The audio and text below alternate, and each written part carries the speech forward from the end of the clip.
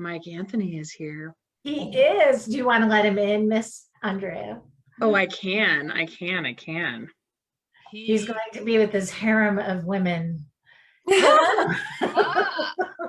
Anthony. Hello there. Hello there, Mike Anthony. How are you? Super excited to have you here with us. I'm thrilled to be here. Thanks so much for having me. Yes. Yay. I'm excited. Thank you. I'm just excited now. I'm gonna stop there. So for those of you who don't know, Mike wrote this book, which my review of it was better than a root canal because I really don't like to read. I'm not a reader, but it's really a delightful book. And Mike, I will let you tell everyone what it is you did pre-pandemic and where the book came from. Yeah. Again, I'll say again that that's so far my favorite review. Not as bad as a root canal. That's got to be the best review I've ever gotten. Yes. I am the bar manager for Hamilton on Broadway. So that was my job before, the world turned upside down. I started writing some stories about what I was witnessing there in the lobby of Hamilton, and that became the book Life at Hamilton. That's awesome. And I have to admit we should say also you were there for In the Heights. So you weren't you haven't been there for, you started at the Richard Rodgers. I really, In the Heights was In the Heights. I really would feel like I should take some credit for Lynn's success because I met him on the very first day of In the Heights. And I said, I was constantly sending him this positive energy. And I really feel like that had an effect and eventually led to, don't tell Lynn that I said this, but I feel like it led to Hamilton. I mean, it was there. You planted the seed somehow. Right. The cups definitely helped. You can't do it without the cups, right? The cups are now an essential part of the Broadway experience. Yeah. So what because Mike calls Lynn the cup guy, Andrea. Well, I was just gonna say, I was trying to figure out. Yeah, that's how I met Lynn. I tell that story in the book. Because it was literally my first day meeting him, and I had no idea who he was, and he came up asking for cups because he was having a party with a bunch of kids, I think, and he needed like 100 cups. And I was like, yeah, sure. This was before it even opened. We were just in rehearsals, and I was like, do you work here? Thinking he must have been like a stagehand maybe or something. And he said, yeah, I'm with the show, is how he put it. And I said, oh, okay. Great. Of course he did. Yeah. That was it. And and I'd like to say that about Lynn, like he has never been any different to me than he was on that first day. Like he truly is such just not a normal dude, like as brilliant as he is, his heart is as big. And so that was my meeting with him, and I was like, sure, come back in a couple of weeks and we'll have the cups. And then in the book I tell the story about how I went in that night to watch some of the rehearsal, and lights came up and there was the cup guy standing center stage, and I was like, oh my God. And that's how I found out who he was. And then Lynn, if he writes an email to me, he signs it cup guy. That's now his. That's amazing. I sign think off. that's Yeah. hysterical. Nice. Yeah. Nice. Admittedly, That seems so on brand. I know that story from your conversation with Jillian, not the book. The book is in my to be read pile, but I know that from Jillian. Yes. So what is this? What's happening? That is a great question. So my name is Andrea, and I created a business called Coloring Broadway because I really love blending mindfulness and mindset and kind of lessons that you can learn from theater with a tool for digital downtime. because we're all super crazy, we're all super heavy, and this is my mom coming in to say hello on a Hi, live chat. Hello, Hi, Mom. Andrea's mom. Hi. With her crazy hair colors, because that's where I got it. I love it. She does, yeah. Anyway, Well, it's pretty gray, but there's a lot of dark blue. there's at a the lot of bottom. dark blue. Do you want? Not yet. I'll come after I'm done. Okay. So I created Coloring Broadway to kind of bring this thing, because I do leadership training in my unicorn day job, and I do coaching, and then I liked creativity as well. And I was like, why don't I combine all of them in this space? And so we put some really inspirational Broadway lyrics on coloring pages and created this group of people. And now we've been in business for about 4 years. We have 38 or 40 different collections that have, yeah, it's kind of a crazy thing. And I know Jillian, she and I met a long while ago when the Hamilcast was just starting, and that's what this is. And so I used to host in-person coloring nights. I live in Seattle, and we'd do them once a month, and it was great. We'd have 25, 30 people show up, and nobody knew each other. They'd sit down, they'd start coloring, and then they'd be talking like they had known each other for ages, because it's that team building sort of thing where you do something where everybody's doing something, and now nobody's actually thinking about how they're showing up. They're just able to connect and communicate. And when COVID hit, that was the end of those. So it was like, let's turn them and take them online and do it all together. So we do things where we just sit and we chit chat about whatever topic we choose for the day and color. And then by the end, everybody kind of shows you, hey, here's what I created, which is kind of a fun, tangible thing, tangible takeaway. How awesome. That's so great. I'm glad I could join you guys. Yeah. Show up. Can everybody show what they're working on? Oh, well, I'm sending some. So Kim's sending cards. Same thing. I haven't, this is the free one that we sent out for people to download, and I have it as a I note card, downloaded so the free one. So I'm I did pulling a note too. card. So yeah. I think I have almost all of them. That's awesome. And then I the ones- literally keep going There's through. like I'm a like, handful I don't own. Mike, the ones that were available to download for tonight are Hamilton inspired Valentines. So the lyric is, you walked in and my heart went boom. Awesome. So, you know, because it is that time of year, and look, oh my goodness, Kim has all of she's like, I'm going through. oh my God, I love it. Oh, I have some over here. Hang on. Wait. This is my moment where I'm like, holy cow, apparently I did a thing and people like the thing that I did moment. Yeah, you did. 'cause That's it's so a little, great.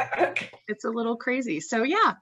And Lauren and I are also a part of a group called the Broadway Makers Alliance, which is a group of people who are all doing Broadway related things in terms of like fan art or some sort of business. We took our passion for business and our passion for Broadway and turned it into a business of some sort.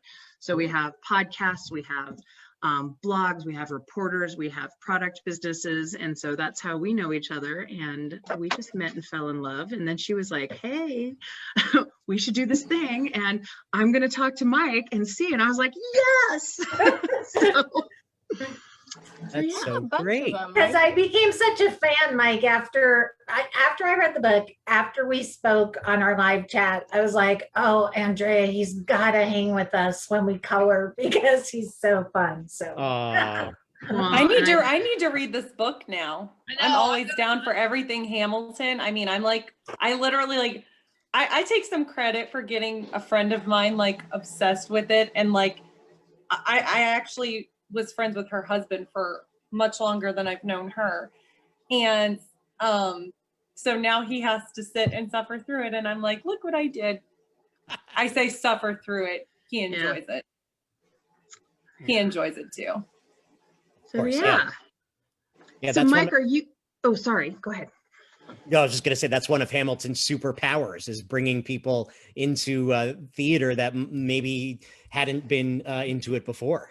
I know. I told them it's like, this is my gateway show. Then you guys can be as obsessed as I am. It really was Because clearly I've already got half of you on my side. Half of the couple is there. Yes. Well, I think they're both there. I think she's just a little more intense about it and on my level. So I'm just like so proud because like now she's like, I really want to see it when it comes back. And it's coming to DFW sometime in 2022. I was actually supposed to go to the Fort Worth show. I mean, I saw it on New York and in Chicago, but I was supposed to go to the Fort Worth show last year in July. And of course, you know, everything got shut down. But the week that I was supposed to go to the Fort Worth show is the week it came out on Disney Plus. So I did get to see my third Hamilton performance. It just happened to be from my couch.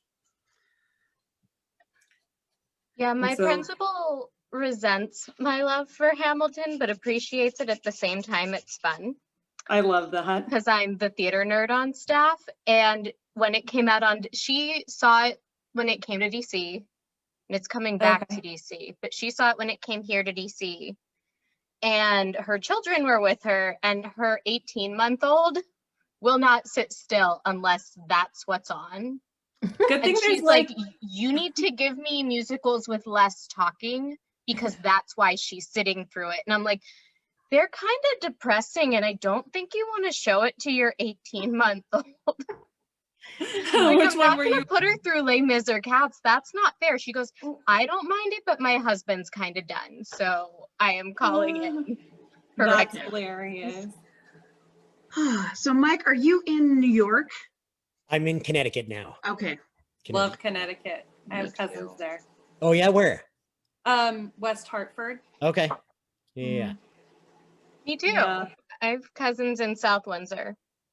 Nice. Yeah, I used to go and visit them quite often, and my cousin and I would go. Like, she's 10 years older than me, and she has kids and stuff, and the kids love to like see me. I've got to like kind of watch them grow up, and then her and I would like sneak off and go to New York or do things just the two of us, which was really fun. So Sneaking off is always good. yeah, we have a lot of good memories in New York, me and my cousin that lives there. So Mike, Lauren told me that you had that in listening to Hamilton as the bartender over and over again. It's not like you haven't heard this 50 million times and you could probably just speak in Hamilton quotes without other words. I have a curiosity because what I really like are the lessons that you can learn from the show, right? Like the different characters and the themes and things like that. But I have a curiosity with your super familiarity about it.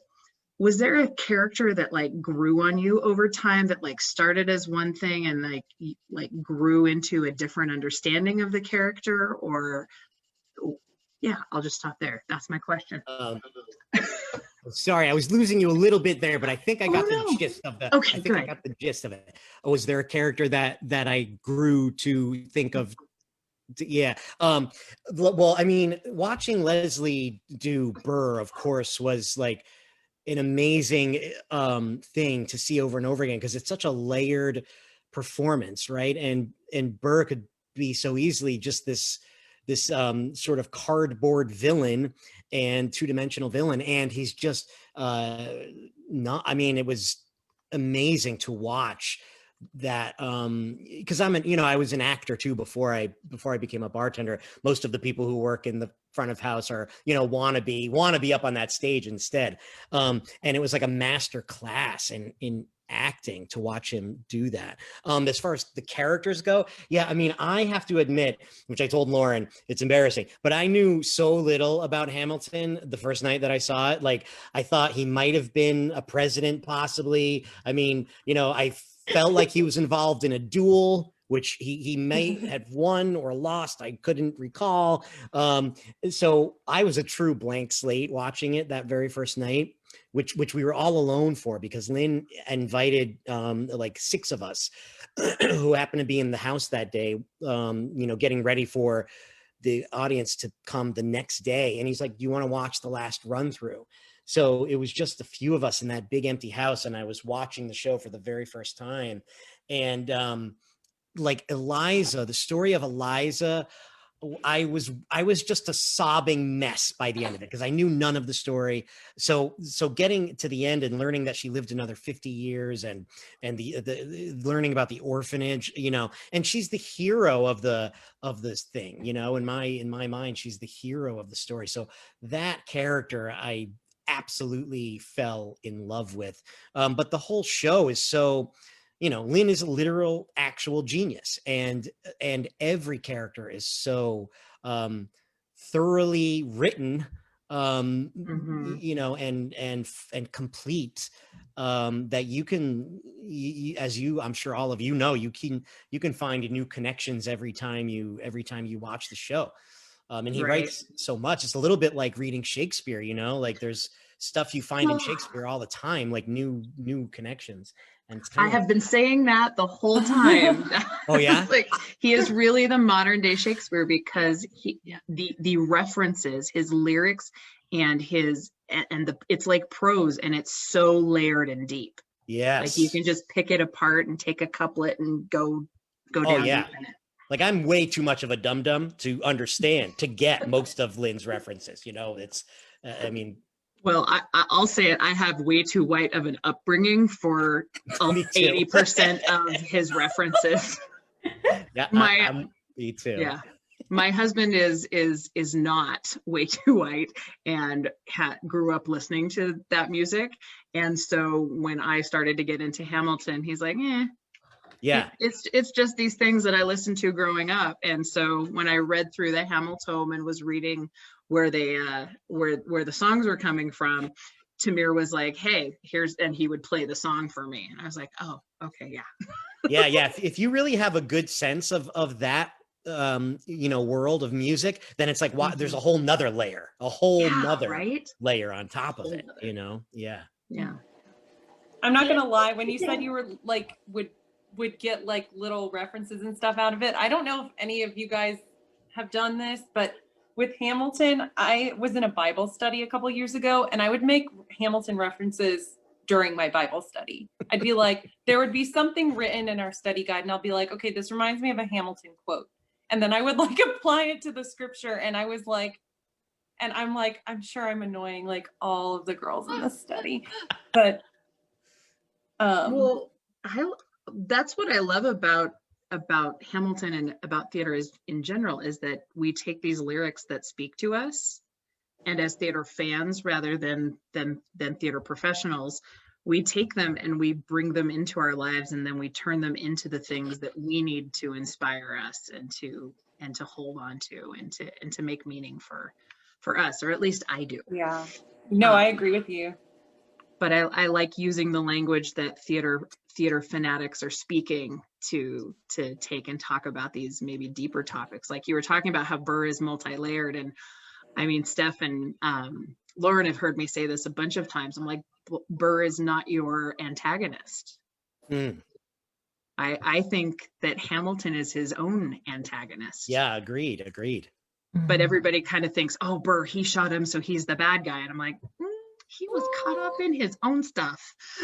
But they were both caught up in their own stuff. They're kind of mirror images of each other in a lot of different ways, because there's points in time where Hamilton becomes more Burr-like, Burr becomes more Hamilton-like, and they go back and forth. And to me, that's what just is so brilliant about that production, is that the stuff that's going back and forth between these two men, and they're sort of both self-aware, but also have these huge blind spots. And so it's just, I love that the whole stuff between the two of them and going after what they want. And, you know, I think it's brilliant.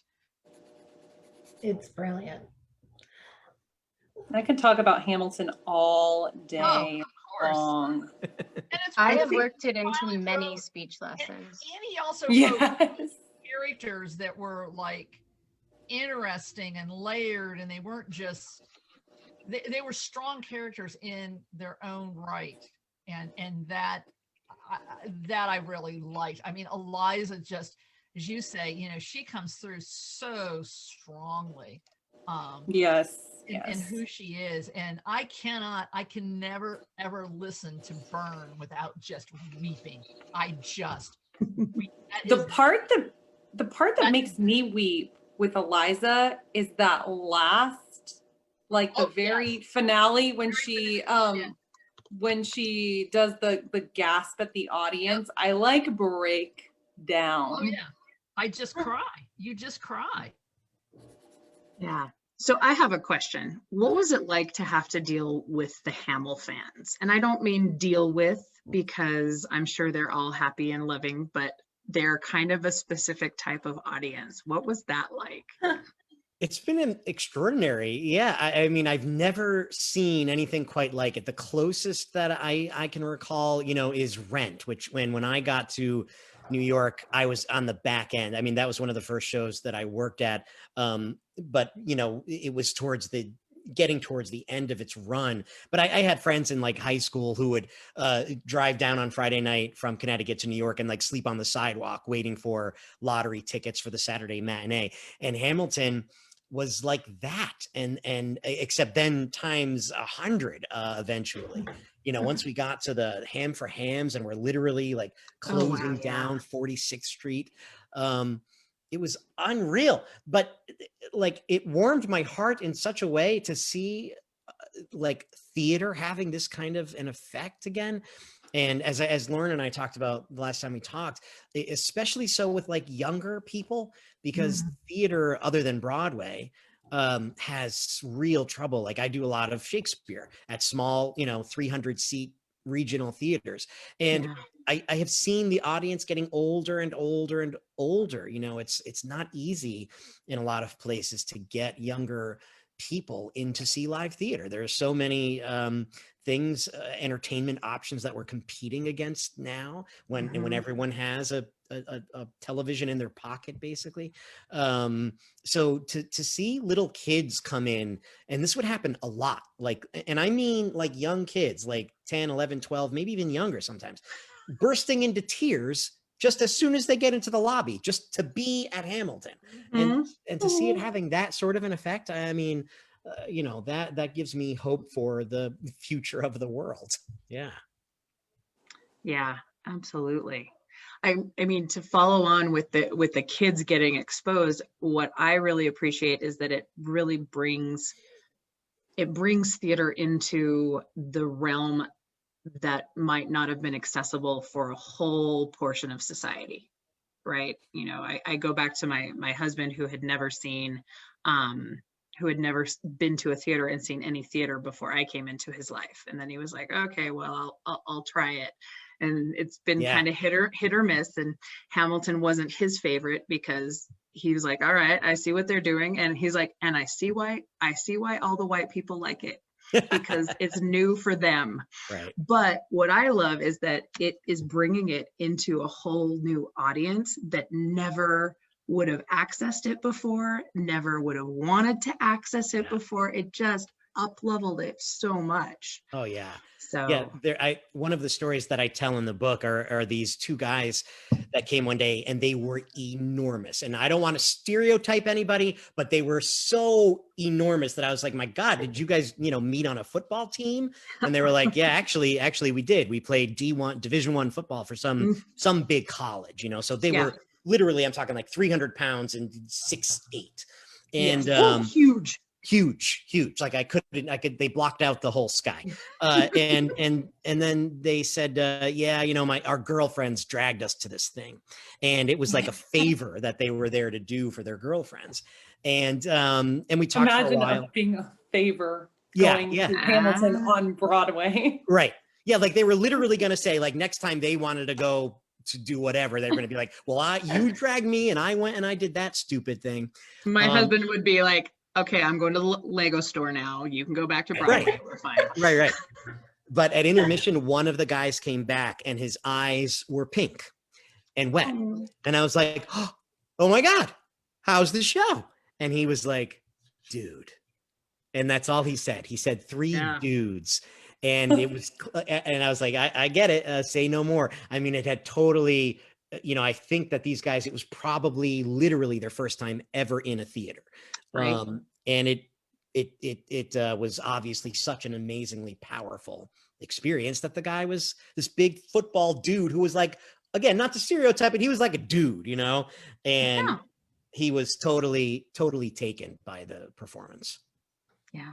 I mean, theater just has such a magical power, which is why I love it as somebody who doesn't get up and perform it, but loves to immerse myself in these places. And what I really love about theater is that, like, when you go in, it's like a 2.5-hour meditation, Mm-hmm. right? Mhm.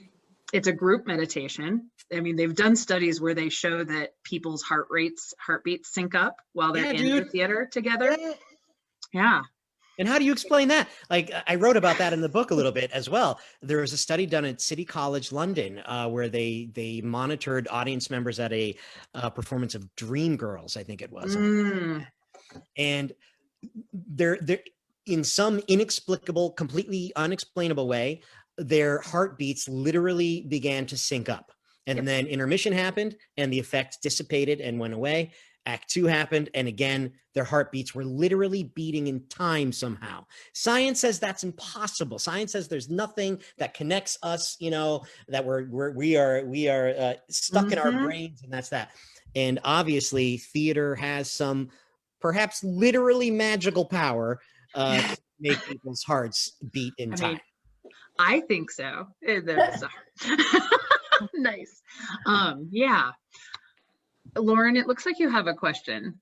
I do, Mike, because I did not ask you this. I don't think I asked you this question when we spoke.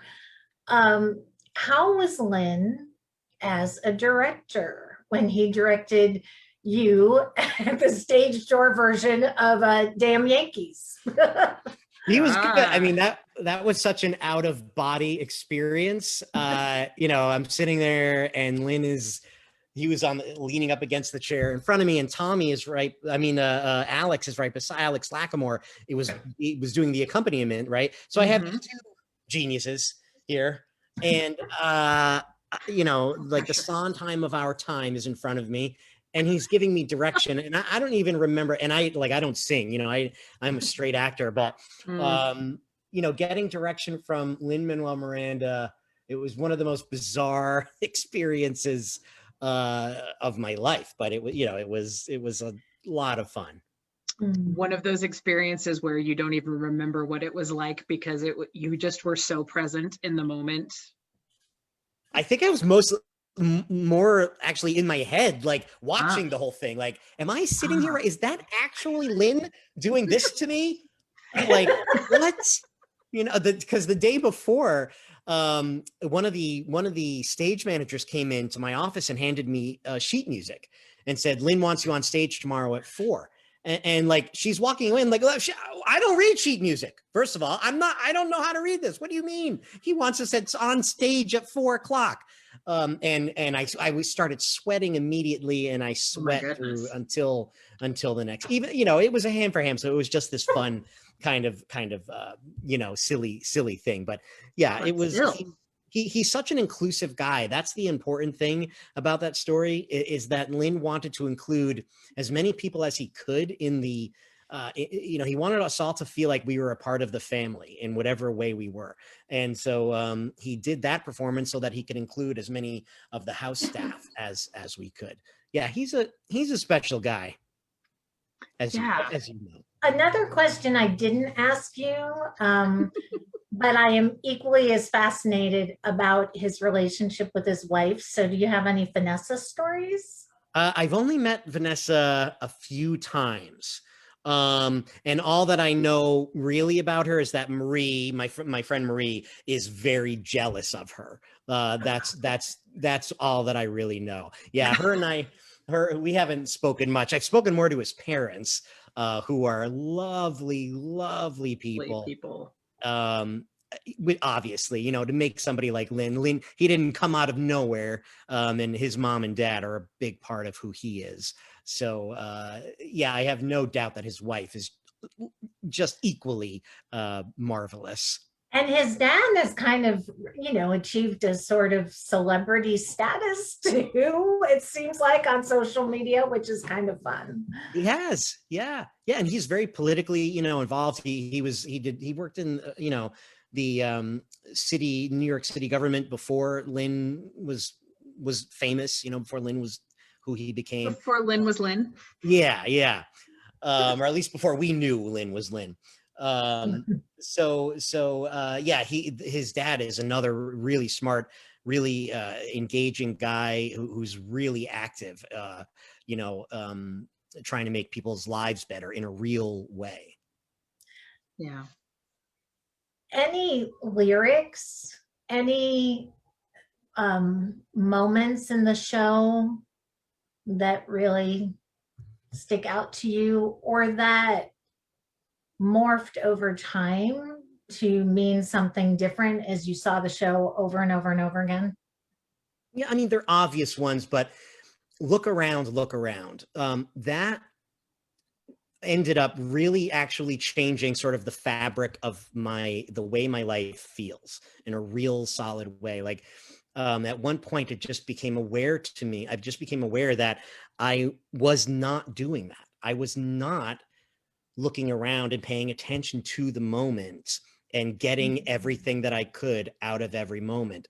And because every moment is really a miraculous opportunity for anything to happen. We forget, it's so easy to forget that. And I still do all the time, obviously, but every single moment has such possibility in it if we use it. And I really wasn't doing that. And one night I was listening to those lyrics, and they just really hit me like down here in my heart in a real solid way. And I don't know, it was like, there are stories of Zen monks who, like, they meditate for their whole lives. They're trying to reach enlightenment, right? Like they're putting in hours and hours and hours of work. And then it's like all of this, it's like lightning striking, something happens and it shifts their sense of reality. I guess it shifts their sense of priority. And I had some sort of a moment like that listening to that song one night, and it stayed with me ever since. The moment of the show that killed me the first time, I've actually only sat through the whole show twice, like, believe it or not, where I've actually gone in and sat down and watched the whole. I go in all the time now. I usually go in to watch the audience because I just love to see people like weeping at the end. But It's Quiet Uptown. I mean, I was like, and for the moment where, forgiveness. Yeah. And there's the breath that she takes his hand, and there's the breath from everyone. Like, oh my God, that just killed me. And then the end of the show, of course, is just so powerful. It gets me every single time. Doesn't matter how many times I've seen. And I love watching all of the different Elizas, how they take that very last moment and what that means to each one, Yeah, it's such a special show that I wonder all the time, like if I'm trying to pinpoint it, what is it about Hamilton that is so special, that is so different, and I don't have an answer for that. It's just something I like to think about, because I feel like it comes from another place almost, and it affects people in some profound way that maybe the human intellect isn't even possibly able to get at, somewhere the words don't reach, so to speak. Like, I really feel like maybe it comes from somewhere else, and a part of its power is something that we simply aren't able to articulate. Yeah, all of that. Because also, like, if people are picking apart stories and things as written, it's not a perfect right. Like, they could, given another year, they would have picked it apart and done different things, and it would have been a different show. But it's something about the music, the time, the story that they are telling, and the way that they're telling it. It's ethereal and beautiful and meaningful all at the same time. Yeah. And also the time when it happened, when Hamilton came to be, like, that makes me feel like there's got to be a cosmic orchestrator somewhere pulling some strings. Because what are the chances that a show about the birth of American democracy would come about at, not to get political here, but would come about at this time when at exactly this time. Yeah, what are the right? chances? You know, like Totally. the meta aspects of the whole thing, like when the after the election happened and Mike Pence came to the show, all of that stuff, the meta part, it was mind-blowing. Absolutely. So who else is here that has seen In the Heights? Because once I found out when Lauren had told me that you had also worked at In the Heights, I was like, okay, so I have not seen Hamilton 12 times, but I have seen In the Heights. I would like to be the proud holder of like the frequent watchers card, because I feel like after 12 I should get the 13th one free, like a donut. Right. I had a good friend of mine who was the dance captain for the tour, and so I spent a lot of time. And in fact, my one brush with Lynn and Alex and everybody was at rehearsal when Daniel was there, and they were rehearsing the tour. And I was like, if I'd only thought to actually have a camera, because that was before iPhones. And I was like, But I loved In the Heights, obviously, because I saw it a lot. Did you find there was almost a similar sort of excitement around it, dude, to Hamilton? Tell me, dude. Yeah, yes. please. I mean, for me personally, like, this is almost blasphemous to say, so this has to stay in this room right here, right, between us. But there are times where I'm like, I think I like In the Heights even more. You know, like, I loved In the Heights. It was the same thing as the very first night. I was like, and at that time, it was really a new, like, it broke ground in its own right. Like, Hamilton is, of course, this work of genius in ways that In the Heights maybe isn't, right? Like, some of the intricacy of the lyrics, of the musicality is maybe even more advanced in Hamilton. But yes, the Shakespeare in Hamilton is deep. Yes. In the Heights, maybe not so much. Not as deep, right? But still, I knew on the very first night that this was something extraordinary. And like, I think I write about this in the book. I'd worked there for a long time now, and only at In the Heights have I stayed for the first like month. I stayed every single night to watch until the end of the show. Every single night. I didn't even do that for Hamilton, because I just so loved that show. You know, I'm a happy guy by nature, and In the Heights has such energy and life to it. And not that Hamilton doesn't, but Hamilton is more gut wrenching. You know, it takes more emotional toll on you, probably, than In the Heights does. But I was just totally in love with In the Heights, and yeah, we had people coming back time and time and time again, as we do with Hamilton. But In the Heights also had quite a representation of, you know, quite a large group of people that would come back over and over again. Yeah. Love that. Do you think, Mike, that it will translate to the big screen in the way that I found, I like you, I will say this, when I went to see Hamilton, I knew it was going to be good because I saw it after the hype. So I knew what I was going to see.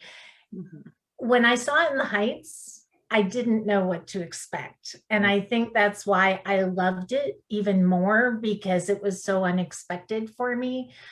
And the music and the family story, I saw it with my mom, and my grandparents were actually Spanish, and the abuela really reminded me of my own abuela. Do you think it'll translate to the big screen? Yeah, I worry about that. Just like I worried about the Disney Plus airing of Hamilton, because, you know, live theater is a very, it's its own thing, and it's impossible to fully translate a live theater performance to the screen. Now, I think they did a great job with the Disney Plus thing. You know, I think they did it as well as you possibly could, but it's still not the same thing as sitting in that audience. And In the Heights is going to be different, obviously, right? Because it's meant to be a film. I'll tell you this: I was crying when I saw the first trailer. I was moved by that. Right. And Anthony Ramos is a buddy of mine. He and I played softball together on the Hamilton softball team, and so watching him, Lynn knew that he was going to be a big deal, and so I'm really excited to see this come to full fruition for him. So I have high hopes for it. I hope so. I hope it's good. The music will be good anyway. Yeah. It'll be amazing. So I have maybe a flip opposite of you with In the Heights versus Hamilton. Like, I don't know what it was about who I am and where I am in my world, but like I found myself in every character in the Heights. I was like, how does each character resonate with something and make me cry? I mean, Nina, my God, I still to this day when I listen, I skip Inútil. I cannot listen to Useless by the just like, that I gave my life and now I just feel, I was like, I felt that way. So I just like, I found lots of elements of myself in every character, whereas Hamilton I can watch, but it's more just like I'm watching a story. Versus when I saw In the Heights, I was like, oh, that's me. Oh, that's like there's a human element that I find in the Heights that is different for me than it is in Hamilton. Was there a character that spoke to you more than others? Yeah, same. I mean, I had moved back to New York because I went to grad school to get my MFA. I had lived in New York for a while, then went to get my MFA, then moved back to New York.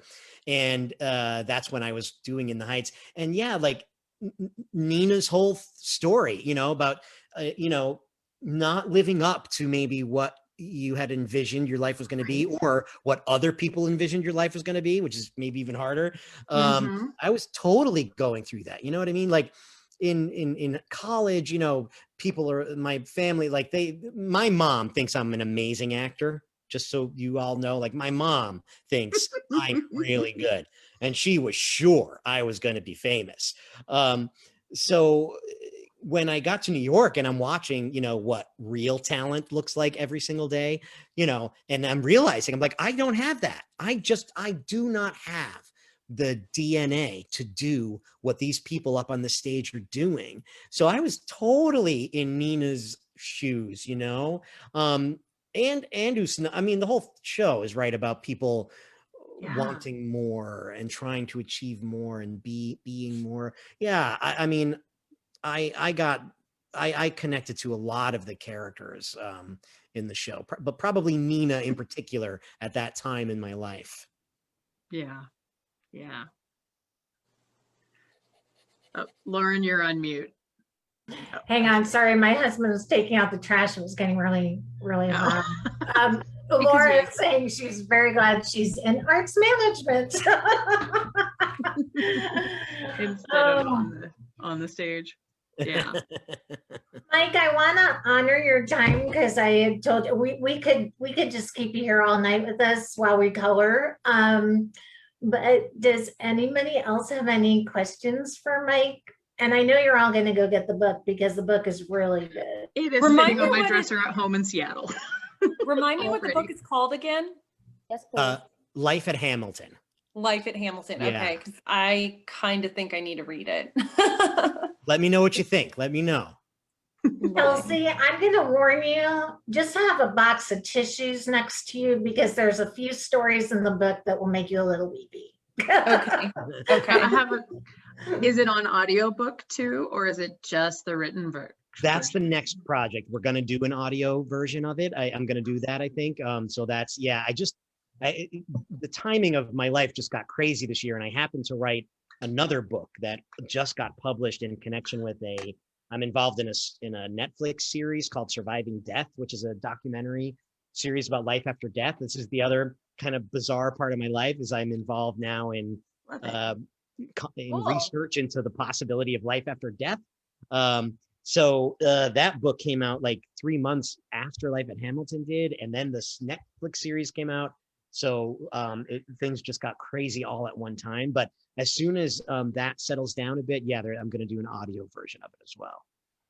Oh, that's great. Yeah. Yeah. That's great. Awesome. Well, I'm Mike, excited. yeah. I'm so happy to meet you. Like not to Yeah. like go from listening to the Jillian podcast to getting and to hear about you from Lauren to getting to meet you and talk in the Heights. This has been the most fun coloring party that I've ever been to. And I mean that 100%. The first coloring party I've ever been to. And it's great. First and best. Yes. Hands Well, down. Hey. So everybody show what you're working on. See how far you made it. I actually have done Oh some. my gosh, you're like a real colorer. That's great. Yeah, Mine's kind of turning a little like comic booky at the bottom. that's where I was going. Oh my God, I can't color. I can't color with you. I just downloaded it. So markers. it looks like this. Nice. I'm using Sharpies, so like I'm like I started this. I did this. dying one. from fumes, but it looks good. So Yeah, you guys are way out of my coloring league. I could not compete with that. I mean, Well, You Andrea, could maybe you'll have to hook if you Mike got up with some addicted to it. coloring pages. I would love, Mike, if you would like a little coloring care package. I will happily get one in the mail to you. Sure, that'd be great. Absolutely. Okay, we will connect on the emails. Okay. So Well, yeah. Thank you guys so much for having me. It's been an absolute pleasure. Thank you, Mike, very so much. much for Thank hanging you out. so much. Yep. Anytime. Thanks. Bye.